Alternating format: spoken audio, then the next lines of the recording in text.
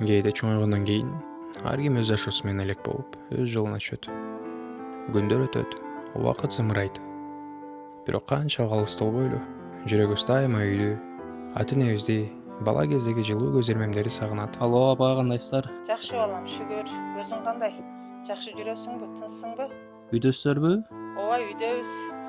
Макул апа, мен азыр бараман да. Келе бер балам. Кээде бул сезимди сөз менен айтып жеткирүүнүн деле кереги жок. Жөн гана үйгө баш багып, бирге чай ичип, баарлашып отуруп жетиштүү. Колунда кичинекей таттуу болсо, ал ошол жолугушуунун жылуу шылтоосу гана.